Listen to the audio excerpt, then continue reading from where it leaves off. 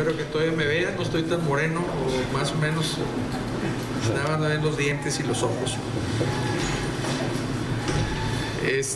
Sí, el día de hoy vamos a continuar con ese estudio. Es más un estudio que una predicación. Y bueno, pues vimos en esa ocasión el pasaje de Filipenses 2, del 5 al 11. Si gustan, vamos a abrir nuestra Biblia para leerlo. Filipenses 2, del 5 al 11.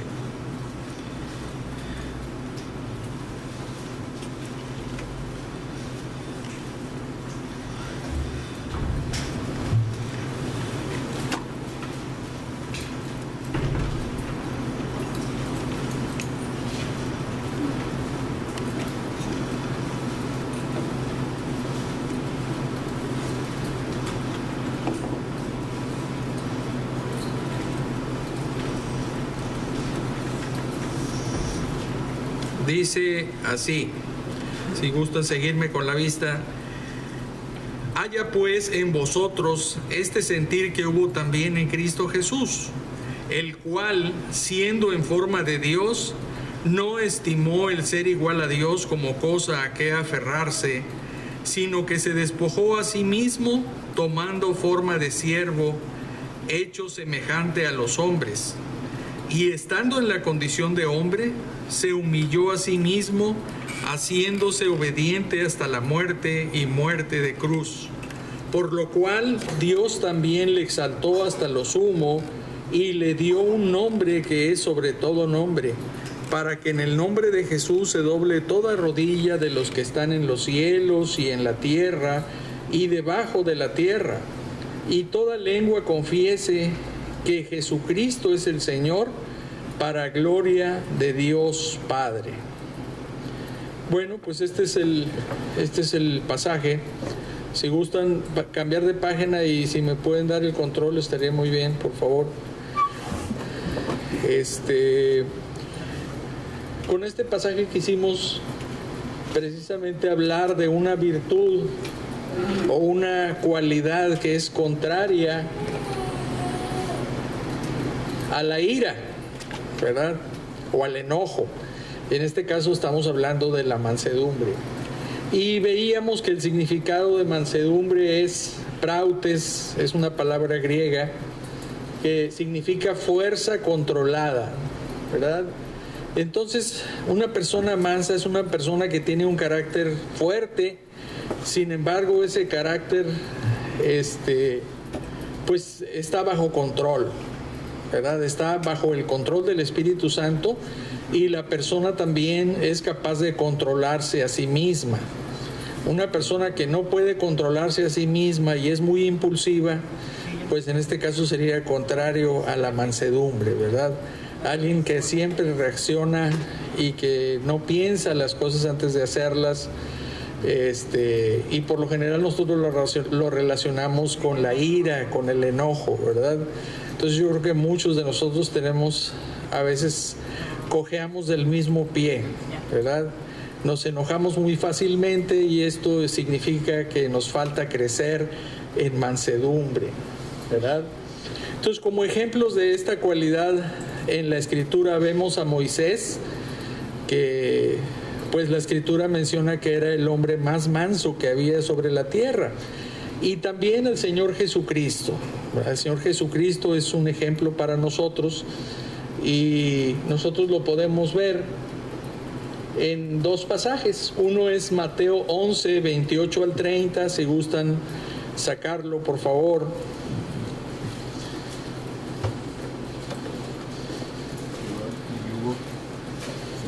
Ahí pues está hablando precisamente del Señor Jesucristo. Si alguien lo tiene, que nos lo pueda leer, por favor. Y todos que sois trabajados y cargados, y yo os haré descansar. Llevad mi yugo sobre vosotros y aprended de mí, que soy manso y humilde de corazón, y hallaréis descanso para vuestras almas, porque mi yugo es fácil y ligera mi carga. Así es. El Señor Jesucristo nos invita a llevar el yugo de Él porque su yugo es fácil y ligera su carga, ¿verdad? Y también Él menciona que Él es manso y humilde de corazón. Entonces es una cualidad del Señor Jesucristo digna de que nosotros podamos imitarla. Ahora, este ejemplo o esta cualidad del Señor Jesús también fue recibida de parte de su Padre Celestial. ¿Qué dice Juan 5:30, por favor? Juan 5:30. No puedo yo hacer nada por mí mismo. Según oigo, así juzgo. Y mi juicio es justo, porque no busco mi voluntad, sino la voluntad del que me dio, la del Padre. Así es. El hecho de que el Señor Jesucristo estuviera sujeto a la voluntad de su Padre implica mansedumbre, ¿verdad? Porque una persona mansa es aquella que está dispuesta a ser obediente, que se sujeta, que controla su carácter y es capaz de ser fiel y obediente, en este caso el Señor Jesucristo, a su Padre Celestial. Entonces en sí veíamos que la mansedumbre implicaba ceder nuestros derechos personales al Señor, ¿verdad? Para que Él sea el que haga las cosas a través de nosotros, para que Él haga la voluntad de Dios en nosotros y también a través de nosotros. Una persona mansa es aquella en la cual nosotros podemos confiar. Entonces, si nosotros crecemos en mansedumbre, Dios nos puede utilizar para la gloria de Él en su trabajo espiritual, ¿verdad? Entonces veíamos que es un derecho. Dice aquí que mansedumbre implica ceder nuestros derechos. Bueno, un derecho es una exigencia legal, algo que podemos exigir de alguien en base a lo que está escrito y podemos tener la confianza de que la vamos a recibir. Claro que la persona debe estar dispuesta a obedecer.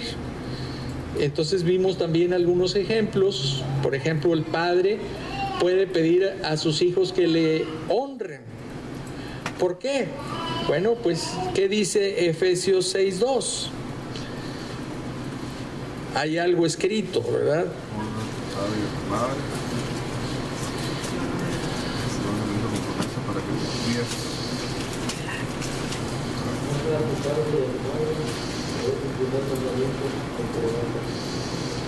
Así es, honra a tu padre y a tu madre, que es el primer mandamiento con promesa.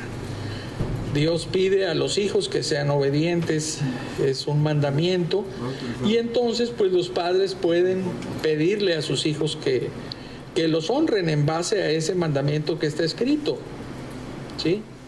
Ahora, un esposo también puede pedir a su esposa que le obedezca. A lo mejor a algunos no les va a gustar mucho, pero ¿qué dice Efesios 5:22?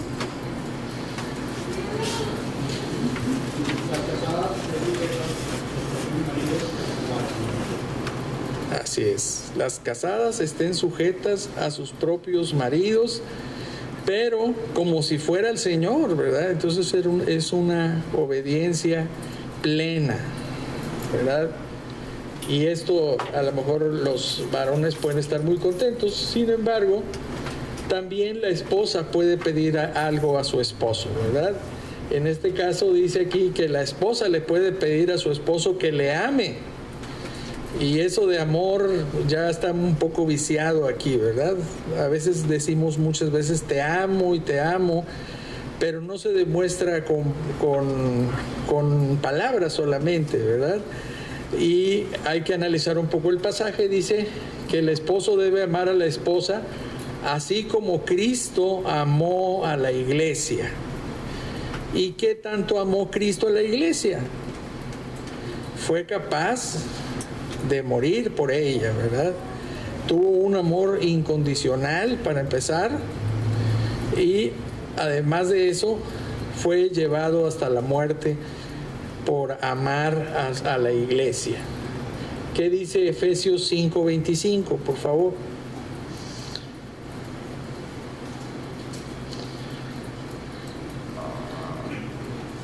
maridos, amar a nuestras mujeres,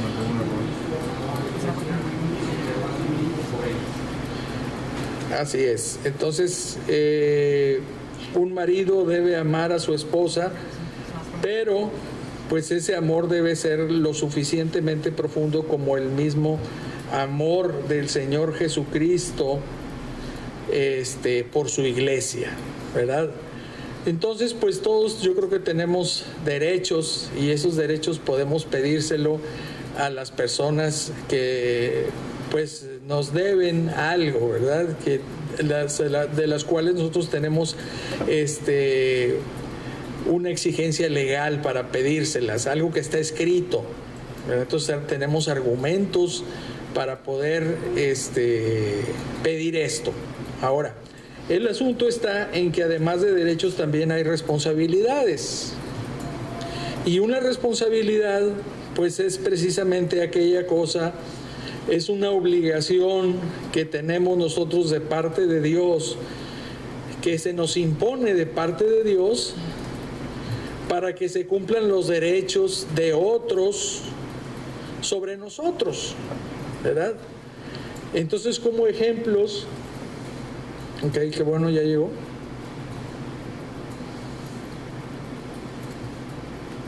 Decía que las responsabilidades son obligaciones que Dios nos impone para que se cumplan los derechos de otros. Por ejemplo, en el caso de los hijos, ellos tienen una responsabilidad de honrar a sus padres. Así como el padre tiene el derecho de pedirlo, el hijo también tiene la responsabilidad de darlo. Las esposas también tienen la responsabilidad de obedecer a sus maridos, y los esposos también tienen la responsabilidad de amar a sus esposas como Cristo amó a su iglesia. Entonces, tenemos derechos, pero también tenemos responsabilidades. ¿Cuál es el problema que hay en la actualidad? El problema que tenemos es que nos enojamos porque las personas no cumplen los derechos que nosotros tenemos, ¿verdad? Exigimos nuestros derechos y vemos que la gente no los cumple, y eso pues nos hace enojar, nos hace sentir mal. Sin embargo, también nosotros tenemos responsabilidades, y es algo que por lo general tenemos olvidado, ¿verdad? Ahí en un cajón. Las responsabilidades son las cosas que nosotros tenemos que hacer para que se cumplan los derechos de otros, ¿verdad? Si nosotros no analizamos esas responsabilidades y las cumplimos, pues nada más estamos viendo las cosas desde el punto de vista egoísta, ¿verdad? Yo tengo derecho a esto, tengo derecho a esto otro, tengo derecho a esto otro. Bueno, ¿y tus responsabilidades dónde están? Ay, pues no sé cuáles son mis responsabilidades. Entonces, la mayor parte de los problemas que existen es por esto, ¿verdad? Precisamente. Y también, pues a veces pensamos nosotros que tenemos derechos sobre otras personas, pero no son derechos, no hay algo escrito que las personas nos deban algo, simplemente son expectativas. Yo espero que mis hermanos en Cristo me regalen algo, por decir, porque cumplo años. Entonces, y si no me regalan nada, pues me enojo, ¿verdad? No, nadie se acordó de mí, ni siquiera me felicitaron. Estamos exigiendo un derecho, pero bueno, la Biblia no menciona que tus hermanos te tengan que dar un regalo, ¿verdad? Es una expectativa que tú tienes. No, pues es que yo hace mucho le di un regalo a fulano, pero esa persona no me ha regalado nada. Y luego después pasa con lo que sucede en el intercambio de regalos, ¿verdad? Te dan un regalo de 100 pesos y recibes tú das un regalo de 100 y luego recibes un regalo de 100. ¿Y cuál fue la sumatoria de todo esto? 0, ¿verdad? ¿Para qué intercambiamos regalos y como quiera nos quedamos en ceros, ¿verdad? O a lo mejor también nos sentimos mal. No, es que yo regalé algo de 200 pesos y me regalaron esta mugrita de 50 centavos, de 50 pesos. Y estamos enojados, de veras. He visto gente que hasta se enoja. Porque nada más queremos recibir, pero no estamos dispuestos a dar. Qué bonito sería, bueno, pues yo di lo que yo quería dar porque el hermano necesitaba o porque Dios puso en mi corazón. Y bueno, pues sin importar si yo recibo o no recibo, a lo mejor la persona que le tocó regalarme a mí no fue, se enfermó y no me regaló nadie nada. Bueno, pues no importa, pero lo importante es que yo ya regalé. Acuérdense que más bienaventurado es dar que recibir, ¿verdad? Entonces es lo que nosotros debemos hacer. El asunto son las expectativas. Tenemos expectativas falsas o derechos que no existen sobre otras personas. También esto sucede cuando tenemos un gran apego por los bienes materiales y por las propiedades, por todas las cosas materiales. ¿Qué pasará si llegáramos a perder nuestras cosas materiales? Nuestro coche, nuestra inversión en el banco. Imagínense que vivimos allá en Grecia y de repente tenemos ahí el dinero en el banco, los dracmas o no sé cómo se llaman, y que de repente el gobierno, ¿saben qué? Ya se desapareció todo el dinero que está aquí en el banco, ya se perdió todo. O el carro que tenemos, se nos pasa a asegurarlo y de repente ya abrimos la puerta de la casa y no hay nada. Ya perdimos un carro, ¿verdad? O podemos perder hasta propiedades. ¿Cómo nos sentiríamos? ¿Nos sentiríamos mal? ¿O terriblemente mal? ¿O más o menos mal? ¿Nos enojaríamos? ¿Sí? O nos llenaríamos de ira, ¿verdad? Estaríamos tan enojados. A algunos se nos nota cuando nos enojamos, ¿verdad? Porque se nos para el pelo, o a lo mejor nos ponemos más rojos, o los ojos se nos quieren salir, ¿verdad? Inclusive hasta maldeciríamos. ¿Qué pasaría cuando perdemos las cosas materiales? ¿Verdad? Según el apego que nosotros tengamos, pues es como vamos a reaccionar, ¿verdad?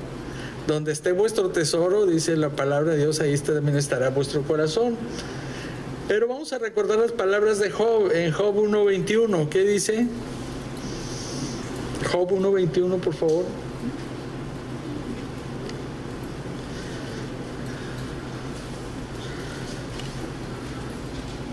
Dijo: desnudo salí del vientre de mi madre y desnudo volveré allá. Jehová dio y Jehová quitó, sea el nombre de Jehová bendito. Así es. Palabras que expresan una realidad. Job entendía que vino a este mundo sin nada.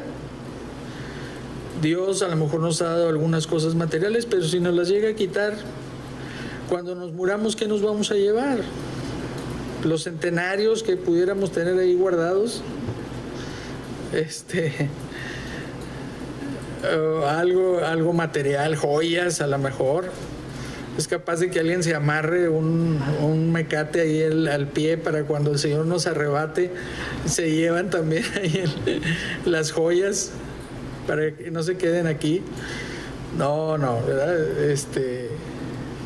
Vamos a llegar a la presencia de Dios sin nada de lo material. Entonces no debemos tener apego a estas cosas materiales, ¿verdad?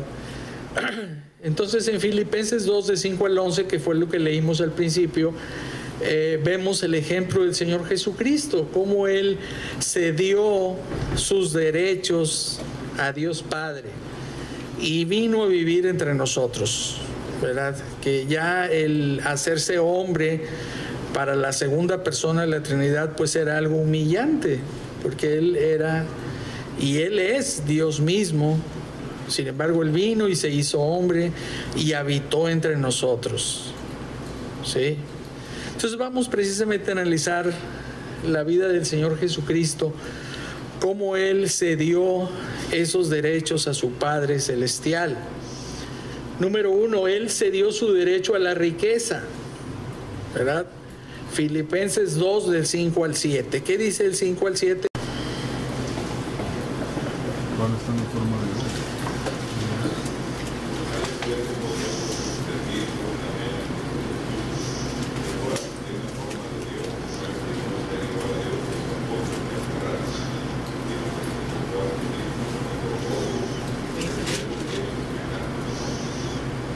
Así es. Él no estimó el ser igual a Dios como algo que pudiera impedir que Él viniera a habitar entre nosotros, ¿verdad? Él se despojó de esa majestad y se vino y se hizo hombre, ¿verdad? Entonces, al estar allá con Dios su Padre, vemos que la riqueza y el esplendor del cielo, pues no podemos nosotros imaginarlo. A lo mejor tenemos una idea de cómo es la presencia de Dios, qué será habitar allá en el tercer cielo, en la presencia de Dios, comparado con nuestra vida aquí en la tierra. Y pues no hay palabras para describirlo, ¿verdad? De hecho, en 1 Corintios 2:9 se menciona precisamente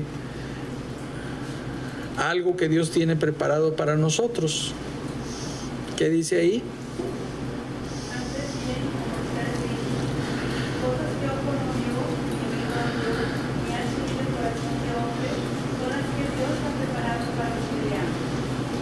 Así es. Dios nos prepara cosas esplendorosas, cosas que nadie de nosotros podemos haber visto o haber escuchado.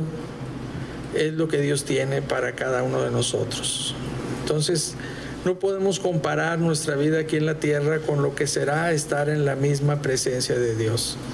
Y esto fue lo que dejó el Señor Jesucristo. Dejó de estar en ese lugar tan precioso, tan glorioso, tan lleno de esplendor, por venir a humillarse en este mundo, ¿verdad? Como dice aquí, dejó la gloria, la belleza y la majestad del cielo. Vamos a ver en Apocalipsis, habla precisamente de la ciudad de Jerusalén, cómo desciende del cielo. ¿Qué dice Apocalipsis 21, 10 y 11?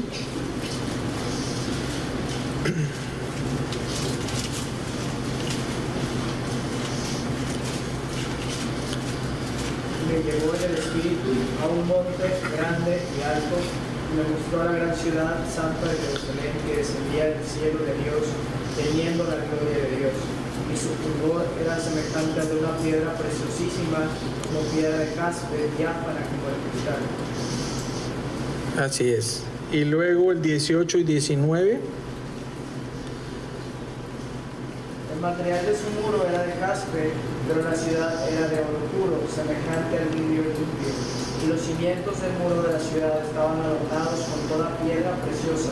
El primer cimiento era jaspe, el segundo zafiro, el tercero ágata, el cuarto esmeralda. Y el 22 del 1 al 2. Después me mostró un río limpio de agua de vida, resplandeciente como el cristal que salía del trono de Dios y del Cordero. En medio de la calle de la ciudad y a uno y otro lado del río estaba el árbol de la vida que produce 12 frutos, dando cada mes su fruto, y las hojas del árbol eran para la sanidad de las naciones. Así es.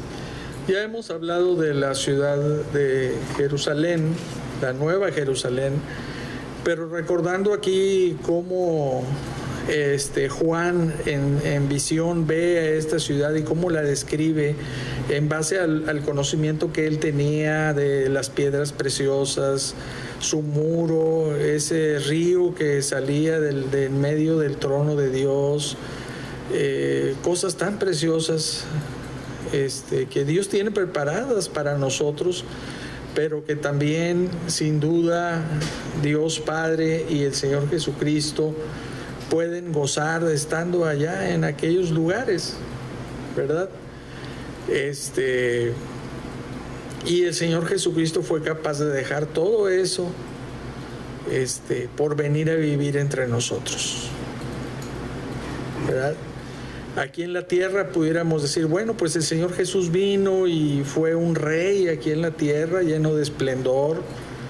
Él, sin embargo, los reyes en la actualidad o antes también pues viven en medio de lujos, ¿verdad? Con joyas, con vestidos costosos, con muchas cosas materiales que hacen de su vida pues algo que todos quisieran tener, ¿verdad?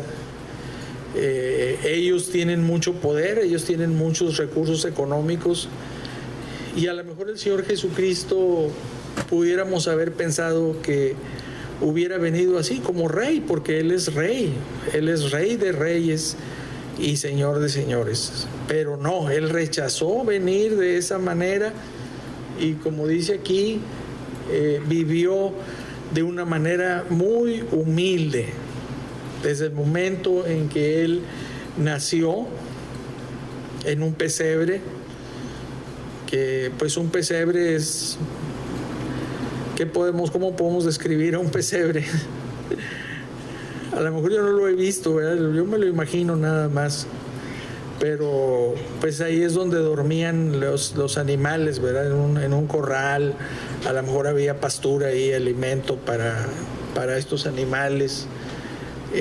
No estaba tampoco muy limpio, ni había lujos. No había nada, precisamente porque ahí la gente no dormía. El asunto es que no había lugar donde ponerlo, y Él nació en ese lugar. En un lugar que hasta los mismos hombres pudieran decir que no era propio para un niño nacer. Sin embargo, Él nació ahí, ¿verdad? Y fue a verlo gente muy humilde, como los pastores, que fueron avisados de parte de los ángeles para ir a verlo, y estaban sus padres ahí. ¿Qué dice Lucas 2 del 15 al 20 hablando de los pastores?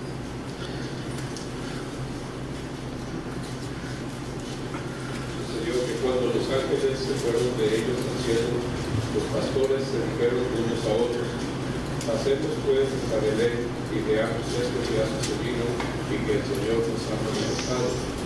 Vinieron pues apresuradamente y hallaron a María y a José y al niño acostado en el pesebre. Y al verlo, dieron a conocer lo que se les había dicho acerca del niño. Y todos los que oyeron se maravillaron de lo que los pastores les decían. Pero María guardaba todas estas cosas, meditándolas en su corazón. Y volvieron los pastores glorificando y alabando a Dios por todas las cosas que habían oído y visto, como se les había dicho. Así es, de parte de los ángeles se les menciona del nacimiento de Jesús, de lo que iba a ser en el futuro, y cómo apresuradamente llegan y lo encuentran todavía ahí en el pesebre, ¿verdad? Entonces, rodeado de gente humilde, en un lugar no muy propio para nacer, pero ese fue la venida de Jesús como hombre, del Señor Jesucristo como hombre. Y ya siendo mayor, pues vivió con sus padres, no eran una familia rica, ¿verdad? Y pues seguramente él tomó la profesión de su padre, José, que era un carpintero. Esto lo podemos leer en Mateo 13, 54 al 56, por favor.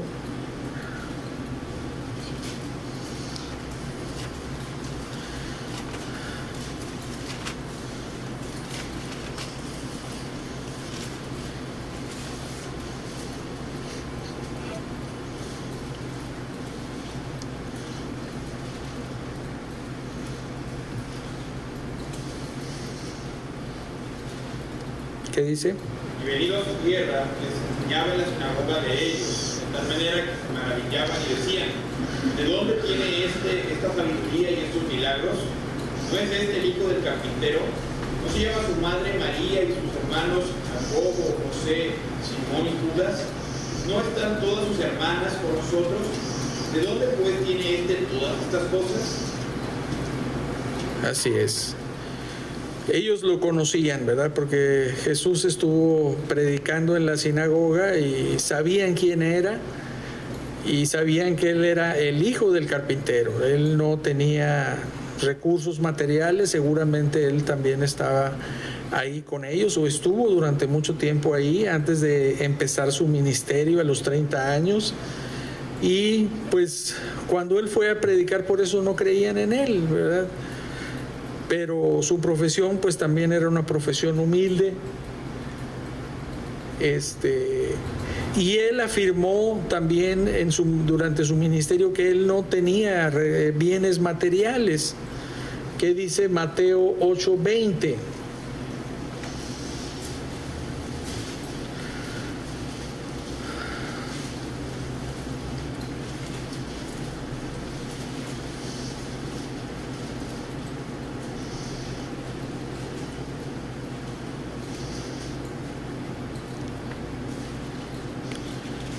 Alguien que lo tenga, por favor. Jesús le dijo: las zorras viven guaridas y las aves del cielo nidos, mas el Hijo del Hombre no tiene donde recostar su cabeza. Así es. Con esto el Señor Jesús le quiso decir ahí a este hombre que pues no tenía él cosas materiales, ¿verdad? Y él no vino a hacer cosas materiales, no vino a acumular riquezas tampoco.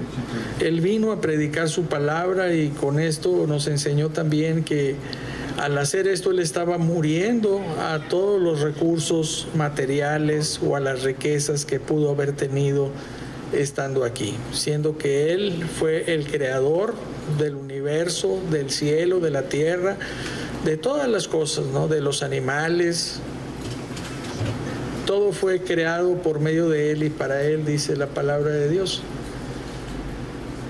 Y bueno, pues como recompensa de todo esto, el Señor Jesús regresó al cielo con una ganancia, ¿verdad? Que ahora nosotros entendemos comunión con los redimidos, comunión con todos aquellos que hemos creído en el Señor Jesús. ¿Qué dice Juan 15, 14 al 16, por favor?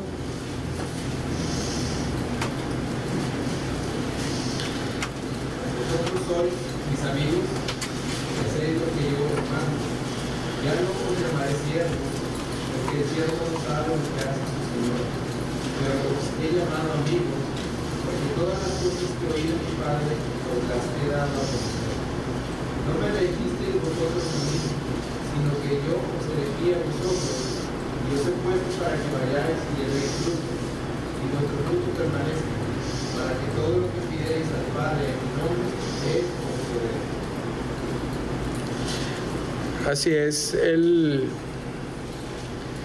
ganó en comunión, ¿verdad?, con todas aquellas personas que hemos creído en él, y como menciona también, nosotros no escogimos al Señor Jesucristo, él es el que nos escogió, él es el que nos estuvo buscando, el que se manifestó a nosotros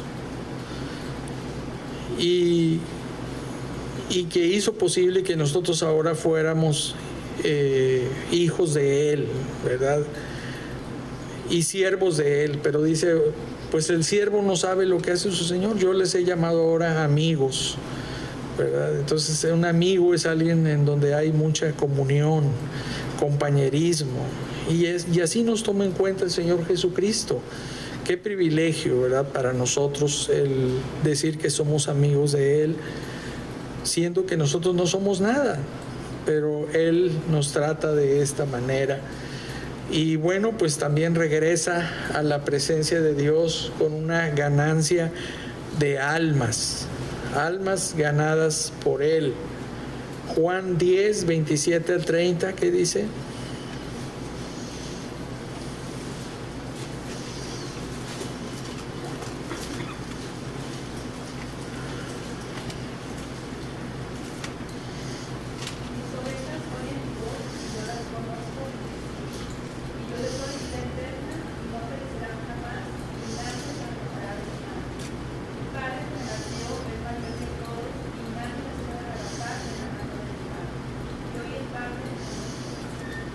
Así es. Mis ovejas oyen mi voz y yo las conozco, yo les doy vida eterna, ¿verdad? Entonces Dios nos ha dado esa vida eterna y gracias a esto es que nosotros podemos estar en la presencia de Dios. Entonces Él es un ganador, ¿verdad? Porque Él nos ha ganado y nos ha arrebatado del reino de las tinieblas para estar ahora en su presencia. Qué privilegio estar en la presencia del Señor Jesucristo y de su Padre Celestial. Ahora, para nosotros una de las promesas, si nosotros morimos a las cosas materiales aquí en la tierra, es que nuestra verdadera riqueza no está aquí. Nuestra verdadera riqueza está allá en la presencia de Dios. ¿Qué dice Mateo 6, 19 y 21? O 19 al 21.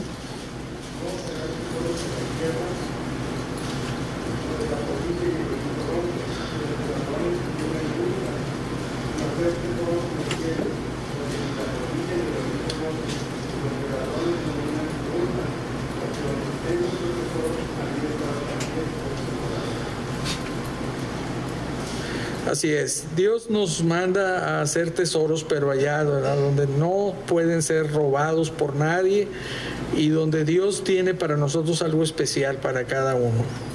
Depende de nosotros el que nosotros podamos, de alguna manera tener una recompensa allá en el cielo por las cosas que estemos haciendo aquí.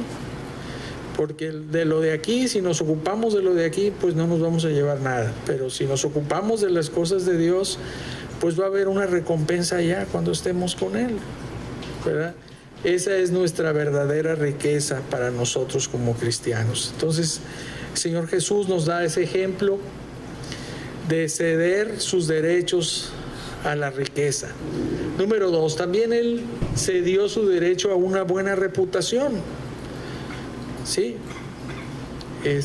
sabemos que Él, antes de venir aquí, pues era adorado continuamente, ¿verdad? Por los ángeles, porque Él es el Rey de Reyes, el Señor de Señores.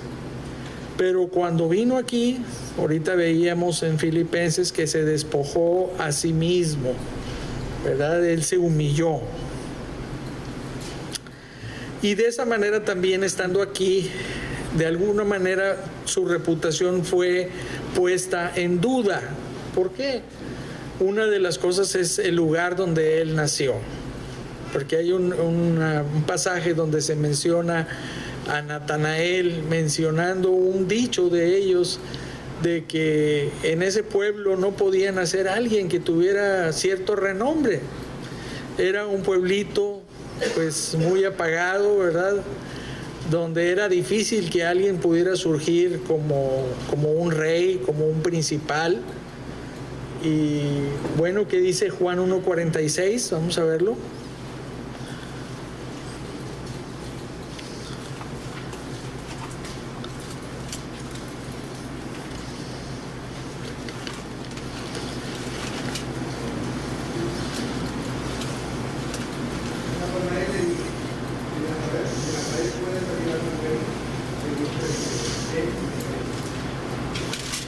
Así es, los mismos apóstoles dudaban de que pudiera salir algo bueno de ese pueblo de Nazaret, donde nació el Señor Jesucristo. Y ya con eso, pues vemos que la reputación de Él no era la mejor muy buena que digamos, ¿verdad? También la manera en que el mismo Señor Jesucristo fue concebido. Nosotros conocemos que pues Él fue concebido del Espíritu Santo y María. Sin embargo, la gente que estaba alrededor, que no creían en Dios, no creían en el dicho de ellos, pues dudaban de que Jesús fuera un hijo legítimo, ¿verdad? ¿Qué dice Lucas 1:30 al 35, por favor?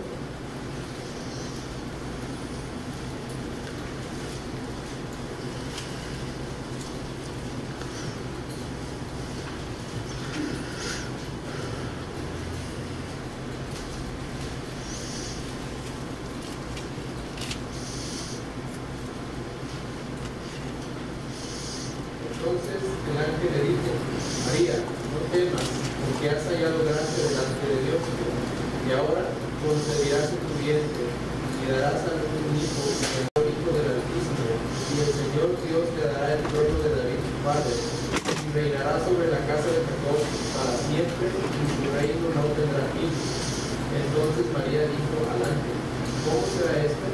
Pues no conozco varón. Respondiendo el ángel le dijo: El Espíritu Santo vendrá sobre ti, y el poder del Altísimo te cubrirá con su sombra, por lo cual también el santo ser que nacerá será llamado Hijo de Dios. Así es, aquí vemos cómo el Señor Jesús fue concebido. Sin embargo, pues la gente dudaba precisamente de que él fuera un hijo de José y de María. Ellos sabían o pensaban que era un hijo ilegítimo, ¿verdad? También durante su ministerio vemos cómo él convivió con publicanos, con pecadores, y los fariseos le cuestionaban mucho esto, ¿verdad? Porque si él era un hombre de Dios, ¿cómo era posible que conviviera con estas personas? Unas personas que estaban mal ante la sociedad de ese tiempo. Acuérdense que él siempre mencionó que él iba a sanar a los que estaban enfermos, no a los que estaban sanos. Entonces, pues ahí encontró mucho material humano para poder ayudarlos. Mateo 11, del 17 al 19, ¿qué dice?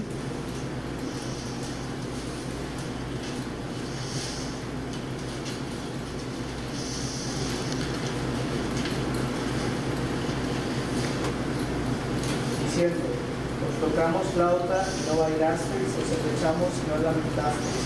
Porque vino Juan, que ni comía ni bebía, y dice: el demonio tiene. Vino el Hijo del Hombre, que come y bebe, y dicen: he aquí un hombre comilón y bebedor de vino, amigo de publicanos y de pecadores, pero la sabiduría es justificada por sus hijos. Así es. Entonces el Señor Jesús vivió de una manera característica, ¿verdad? Él fue y convivió y estuvo frente a frente con las personas que necesitaban mucho de él y les hablaba a ellos. Por eso muchos de ellos se convirtieron al Señor Jesucristo, ¿verdad? Porque convivió ahí con ellos y fue ganando personas para Cristo, aunque su reputación fuese disminuida en ese momento.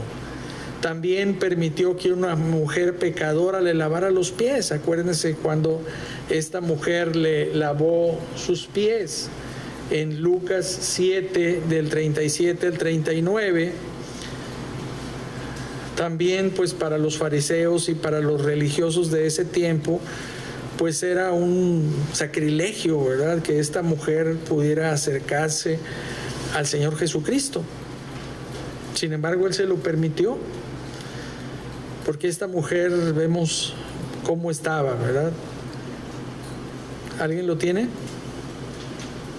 Entonces una mujer de la ciudad, que era pecadora, al saber que Jesús estaba a la mesa en casa del fariseo, trajo un frasco de alabastro con perfume, y estando detrás de él a sus pies, llorando, comenzó a regar con lágrimas sus pies, y los enjugaba con sus cabellos, y besaba sus pies, y los ungía con el perfume.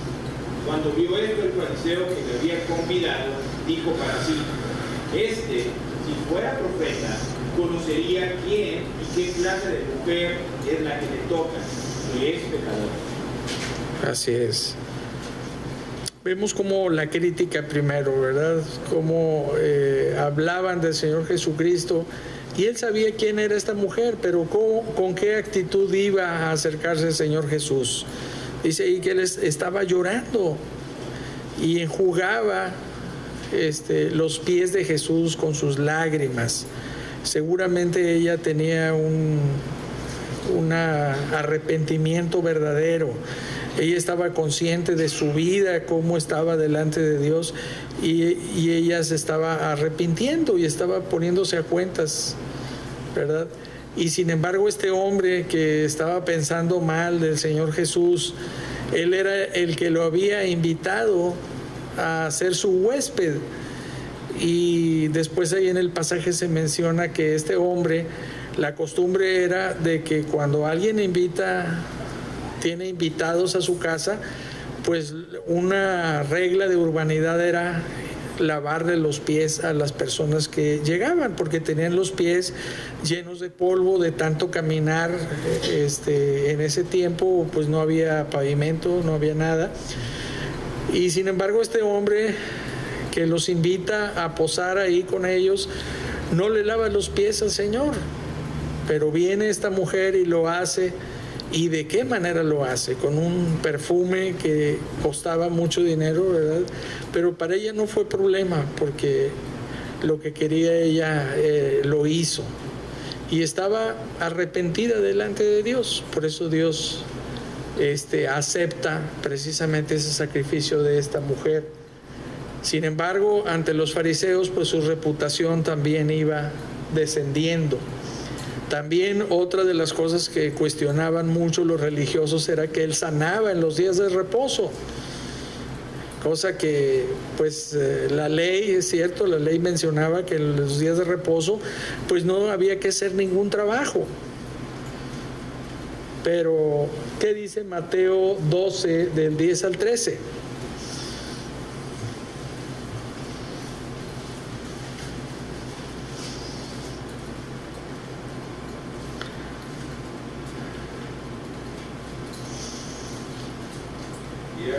Había allí uno que tenía seca una mano, y preguntaron a Jesús para poder acusarlo: ¿es lícito sanar en el día de reposo? Él les dijo: ¿qué hombre habrá de vosotros que tenga una oveja, y si ésta cayere en un hoyo el día de reposo, no le eche mano y la levante? Pues ¿cuánto más vale un hombre que una oveja? Por consiguiente, es lícito hacer el bien en los días de reposo. Entonces dijo aquel hombre: extiende tu mano. Y él la extendió y le fue restaurada sana como la otra. Así es, un milagro del Señor Jesús que pues los religiosos de ese tiempo reprobaban.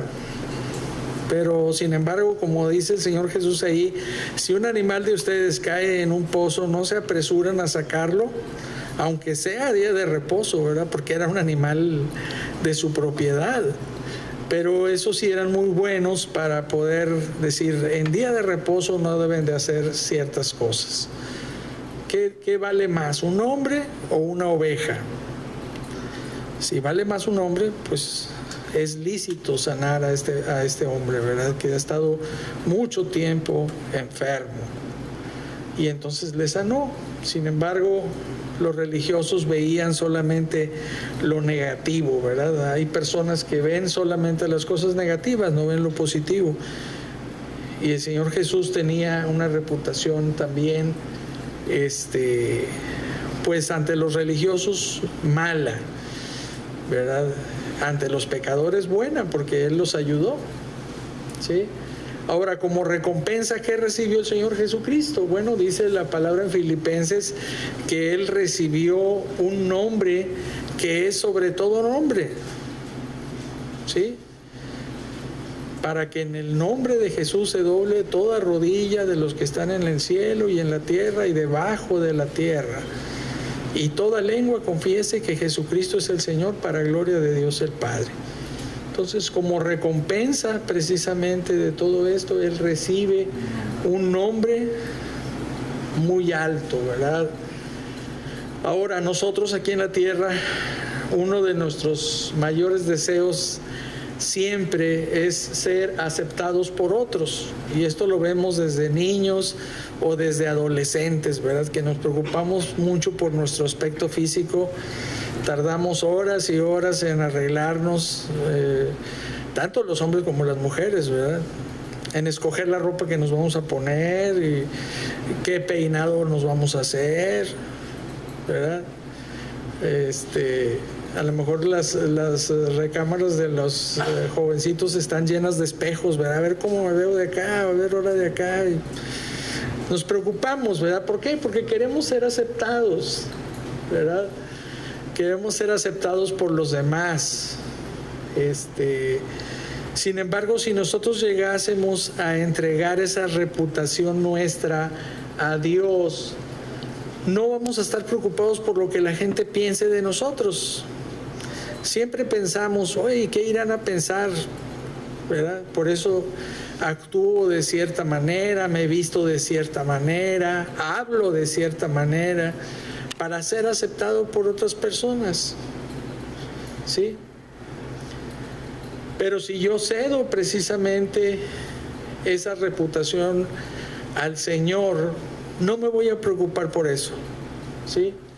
Me voy a preocupar ahora por representar adecuadamente al Señor Jesucristo, porque ahora voy a vivir para Él y mi preocupación va a ser dar un buen ejemplo, dar un buen testimonio, porque Dios es el que me está viendo. ¿De qué sirve venir muy arreglado, muy peinado, si acá adentro estoy mal delante de Dios? ¿Verdad? No sirve de nada. Lo importante es pues lo de adentro, tener una buena reputación con Dios y preocuparme por representarlo adecuadamente, y mientras esté yo aquí en la tierra, ocuparme de la imagen de Dios, de la imagen del Señor Jesucristo ante los demás. ¿Sí? Vamos a preocuparnos más por Él, por representarlo a Él, por lo que la gente piense de Él, por lo que las personas que no conocen de Dios hablen de Él. La gente que no conoce a Cristo sin duda habla una serie de cosas equivocadas, pero Dios por eso nos tiene aquí, para que lo defendamos, para que lo representemos aquí, para que realmente seamos embajadores, como dice la palabra de Dios. Entonces, entregar mi reputación a Dios es esto, dejar de preocuparme por mí, más ahora preocuparme por Él, ¿verdad? ¿Qué recompensa? Bueno, pues la recompensa es que Él también nos va a dar un nombre nuevo. Al Señor Jesús, Dios le dio un nombre que es sobre todo nombre. Bueno, pues Él nos va a dar un nombre nuevo. ¿Qué dice Mateo 25, 21?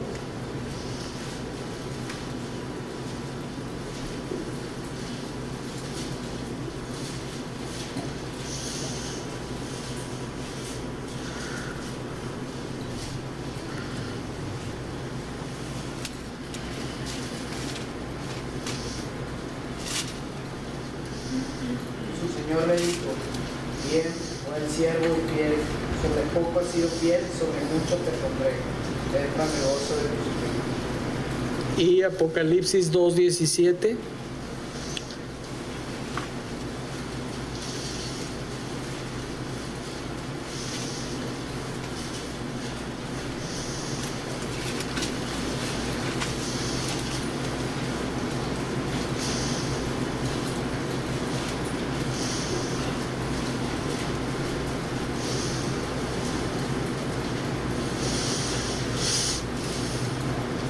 ¿Quién lo tiene? Apocalipsis 2:17. El que tiene oído, oiga lo que el Espíritu dice a las iglesias. Al que venciere, daré a comer de maná escogido, y le daré una piedrecita blanca, y en la piedrecita escrito un nombre nuevo, el cual ninguno conoce, sino aquel que lo recibe. Así es. Él nos dará también un nombre nuevo y también reconocerá nuestra fidelidad.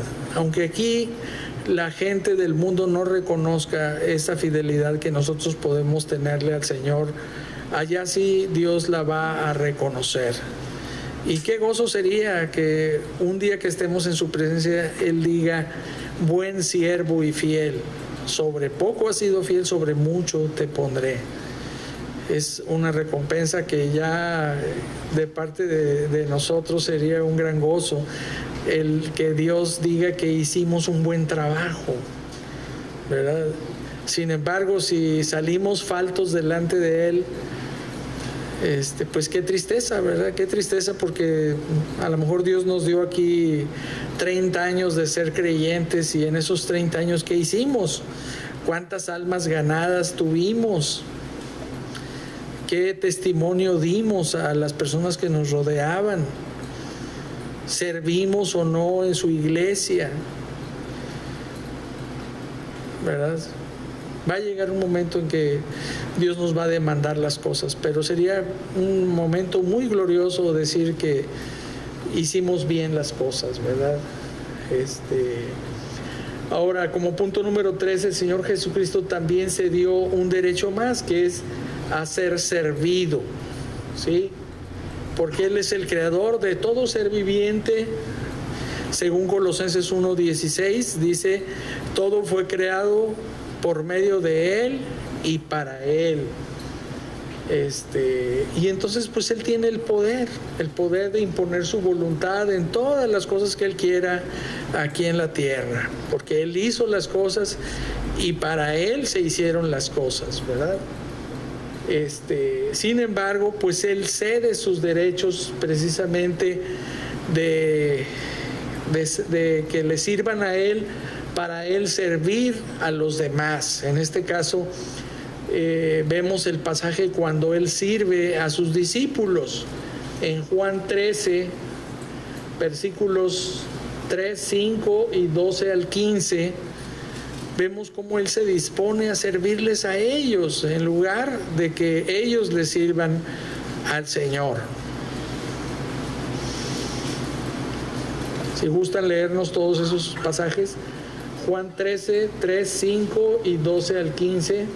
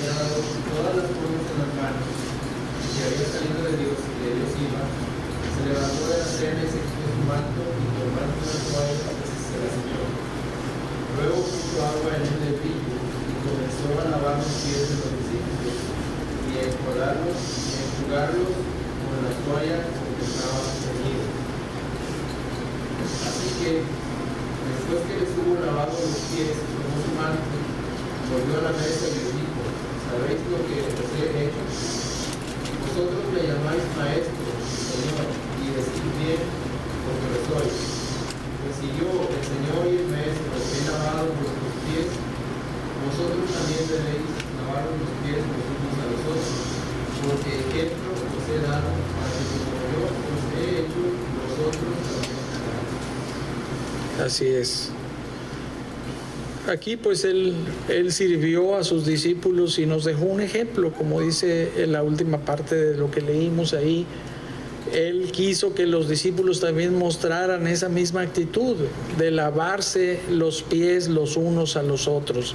Y esto significa que nosotros podamos servir a nuestro prójimo, a nuestros hermanos en Cristo, y que nuestros hermanos nos sirvan a nosotros también. Porque a pesar de que Él era un maestro, Él se humilló y sirvió a los demás. Entonces en la iglesia también esto es así. Aun y cuando haya hermanos en una posición determinada, pues ellos deben servir. Nosotros pensamos que en una estructura de autoridades en el mundo, pues las personas que están más arriba son las que tienen más poder y más autoridad. Sin embargo, en la iglesia, las personas que están más arriba son las que sirven más.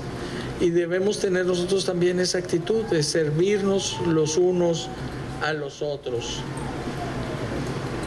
Y como premio, pues también Dios le dio a Jesús un nombre que es sobre todo nombre. Lo puso en una situación de autoridad sobre todas las cosas. Dios también nos puede recompensar a nosotros, según Mateo 23:12, que dice: porque el que se enaltece será humillado y el que se humilla será enaltecido. Así es, la actitud de servicio pues es una actitud de humildad, pero la persona que se enaltece propiamente, de alguna manera va a haber un quebrantamiento posteriormente y va a ser humillado. Pero aquellos que se humillan, algún día el Señor los va a enaltecer.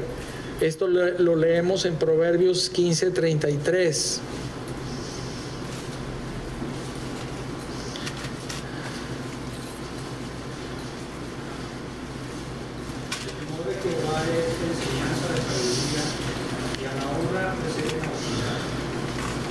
Así, para que Dios nos dé honra, pues nosotros debemos de ser humildes.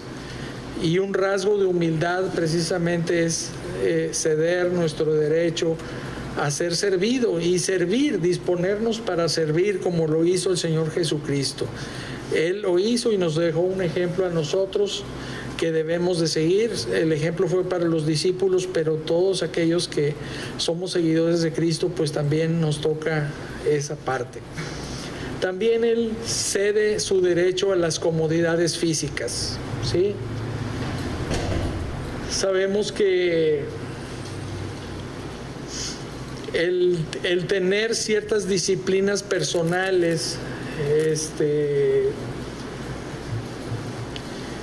implica que nosotros podamos crecer en mansedumbre cuando aplicamos una buena disciplina a nuestro cuerpo, ¿sí?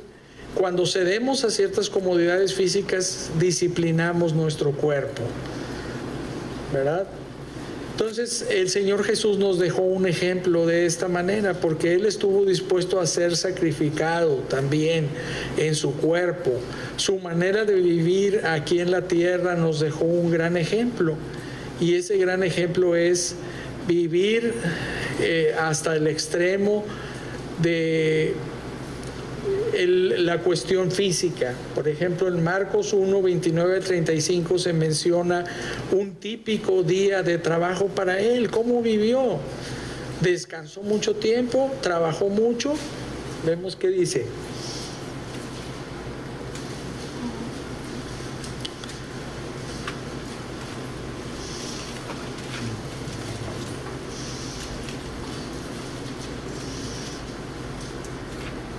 Por favor, Marcos 1:29.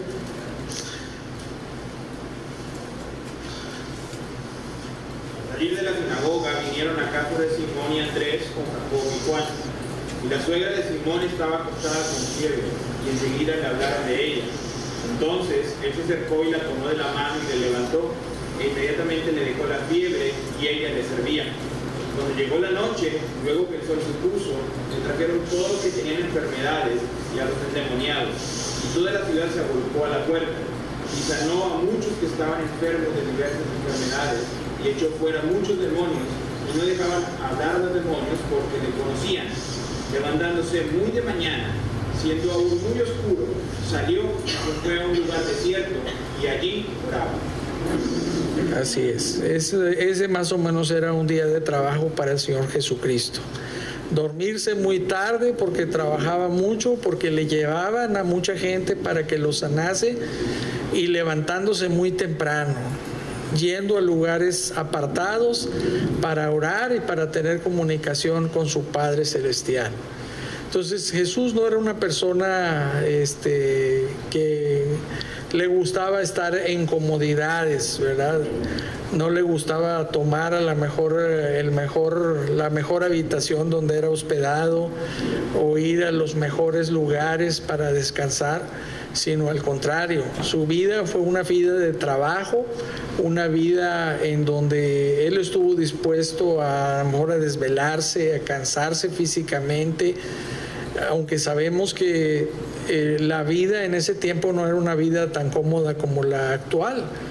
Había que trasladarse por las arenas polvorientas del desierto, no había medios de transporte, o al menos había, yo creo, algunos animales, algunas carretas, pero él andaba caminando, porque no se menciona que él traía un carruaje donde lo acompañaba gente que le servía, ¿no? Al contrario, él caminó para trasladarse de un lugar a otro. También predicó al aire libre. Si alguien ha practicado el hablar en público, pues ahorita hablamos cómodamente por el micrófono, ¿verdad? Pero imagínense hablar ante muchas personas en el aire libre, pues ¿qué implica, no? O sea, esforzarse mucho para hablar, cansarse de la garganta, A lo mejor no hay clima, estar en el solazo, en el desierto, hablando con la gente, pues es mucho sacrificio, ¿verdad? Ahora, para dormir, pues tampoco me imagino que haya camas muy mullidas en aquel tiempo, ¿verdad? Donde él era hospedado, ahí se quedaba. Muchas veces durmió en el suelo.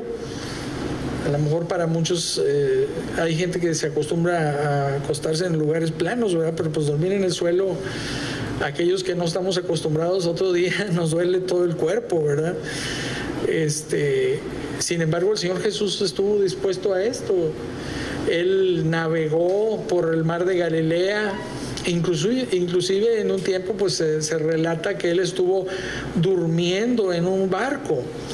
Y para aquellos que también estuvieron en barco o han estado en barco, pues el movimiento, pues yo creo que es más difícil que alguien se duerma ahí, ¿verdad?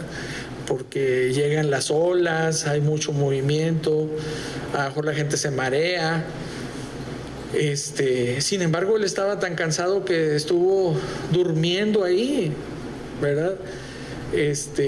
Su vida es una vida donde él estuvo bajo disciplina, donde su cuerpo estuvo bajo disciplina y estuvo dispuesto a sacrificarse, ¿verdad? Haciendo a un lado las comodidades que en ese tiempo pudo haber tenido. Y él nos enseña también, ¿verdad? El que él haya estado dispuesto a pasar por esto, nos enseña que nosotros también podemos disciplinar nuestro cuerpo. Si él se disciplinó, pues nos dejó también un ejemplo a nosotros. ¿Qué dice 2 de Timoteo 2:3?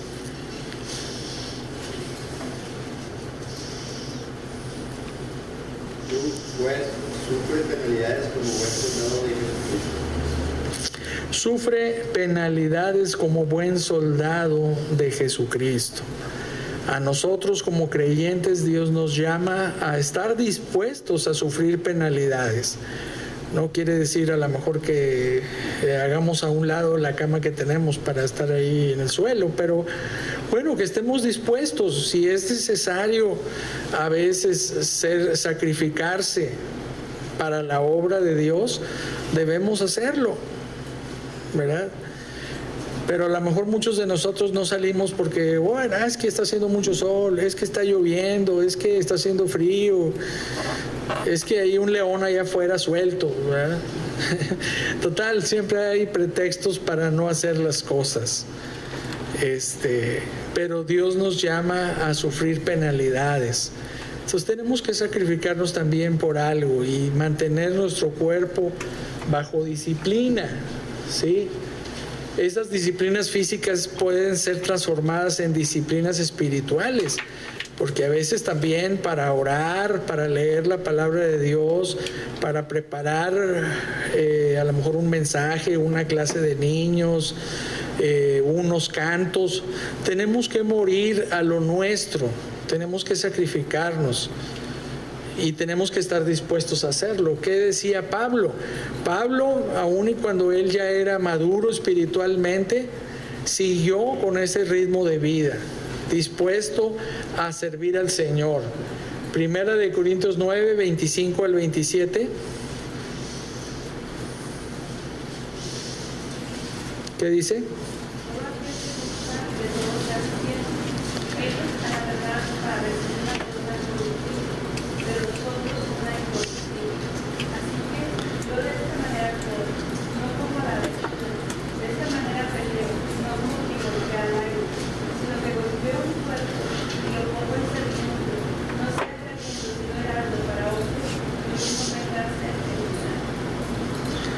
Así es, como Pablo nos da esas palabras, ¿verdad? Llenas de ánimo, ¿verdad?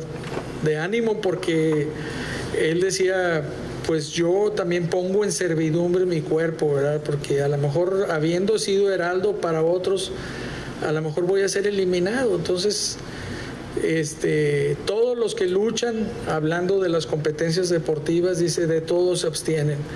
Pero ellos lo hacen para ganar coronas corruptibles. Dice, pero nosotros una corona incorruptible. Nosotros como cristianos deberíamos de echarle muchas más ganas que aquellas personas que compiten por cosas físicas aquí en la tierra. A lo mejor una medalla de oro, que en realidad no es de oro, ¿verdad? Creo que nomás está recubierta, o de plata o de bronce. Esas personas son capaces de abstenerse de muchas cosas. Pero pues esto aquí se va a quedar. Ahora nosotros tenemos la oportunidad de abstenernos y de luchar por coronas que no se van a echar a perder, que van a estar allá en el cielo, en la presencia de Dios. ¿Que no podemos echarle más ganas que esos deportistas? Como Pablo decía, ¿verdad? Yo de esta manera corro, no como a la aventura. Yo estoy dispuesto, ¿verdad? Y pongo en servidumbre mi cuerpo porque quiero llegar a la meta. Esa es la enseñanza de Pablo. Y para nosotros también debemos estar dispuestos a sacrificarnos. Si las personas que no tienen a Cristo lo hacen por cosas que no tienen sentido, pues nosotros con mayor razón, ¿verdad? Eso nos debe animar a seguir adelante, a brincar todos los obstáculos. Imagínense que es una carrera de obstáculos la que tenemos que estar luchando, y siempre se nos atraviesan cosas que nos impiden a veces seguir al Señor Jesucristo. Problemas y carencias y dificultades y oposiciones, pero tenemos que brincar todo eso y seguir adelante, seguir a esa meta, el premio del supremo llamamiento de Dios. Esa es la bendición. De esa manera nuestros miembros se van a convertir en instrumentos de justicia, según Romanos 6:13. También, pues el Señor Jesucristo cede su derecho a tomar sus propias decisiones. Y esta es también una conclusión del mensaje del día de hoy, el que cedamos nuestro derecho a que Dios tome las decisiones que nos corresponden a nosotros, ¿verdad? Cuando el Señor Jesús tenía 12 años, pues él, ¿se acuerdan que estuvo separado de sus padres en la sinagoga? Y cuando le dijeron, ya tenemos que irnos, ¿qué les contesta? ¿No sabéis que en los negocios de mi padre me es necesario estar? Él estaba dispuesto a estar en los negocios de su padre. Sin embargo, por obediencia, se fue con ellos. Y hasta los 30 años empieza su ministerio aquí en la tierra. ¿Qué nosotros no podemos decir que estoy en los negocios de mi Padre? Dejemos a un lado todas aquellas cosas que nos están distrayendo, cosas vanas que no nos van a llevar a ningún lado, y decir, yo estoy ahorita en los negocios de mi Padre, en negocios que realmente vale la pena poder dedicarnos y poder gastar nuestro tiempo. ¿Sí? Él dice aquí que no tomó ninguna decisión por su cuenta, todo lo hacía porque su Padre Celestial se lo pedía. Juan 5:30, ¿qué dice?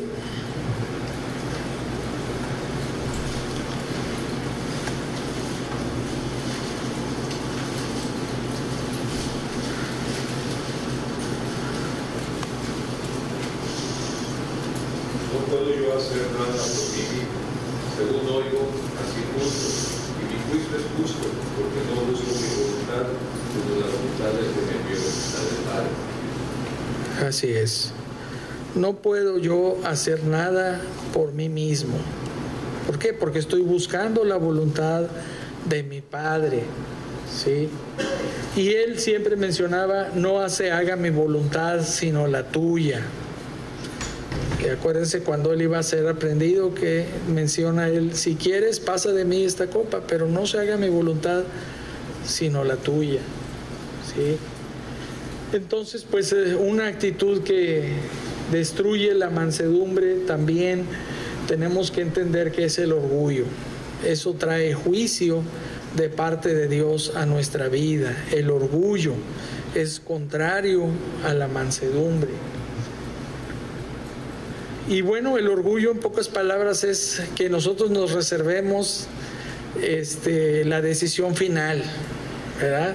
Que al final nosotros digamos qué es lo que vamos a hacer con las decisiones de nosotros, con nuestra vida, con muchas de las cosas que nos toca decidir. Yo quiero que las cosas se hagan así y así, y sin importar lo demás.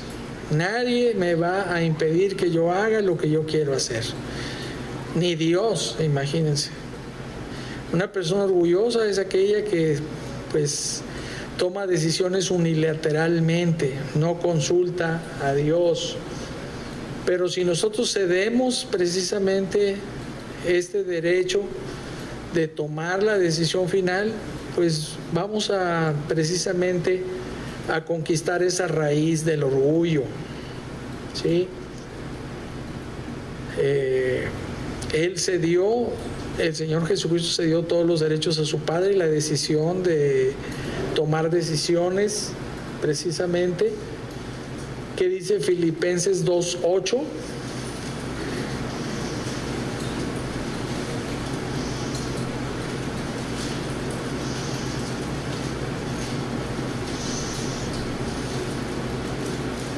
Estando en la condición de hombre, se humilló a sí mismo, siendo obediente hasta la muerte y muerte de cruz. Así es. La obediencia al Señor Jesucristo fue hasta la muerte.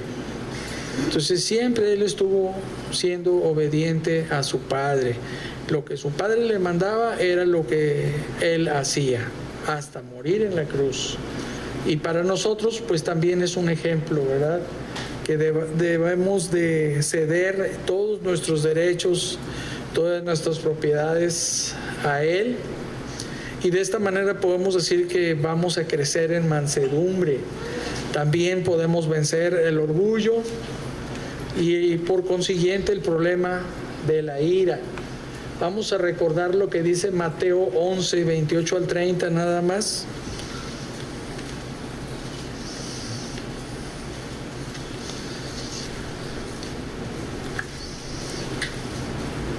¿Quién lo tiene?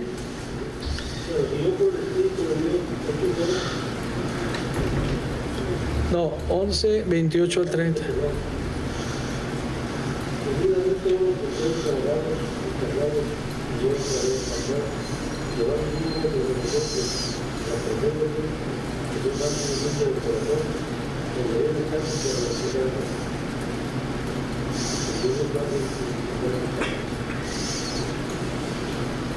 Así es. Pues el Señor nos invita precisamente a llevar el yugo de Cristo. Si nosotros llevamos ese yugo, dice ahí que su yugo es fácil y ligera su carga. Y eso implica ceder todos estos derechos a Dios, así como el Señor Jesucristo lo cedió a su Padre Celestial. Que espero que les haya sido de bendición el mensaje. El hermano Silvestre no estuvo para los avisos, pero si quiere pasar, si quiere compartirnos algo, pues ahí viene. Dios les bendiga.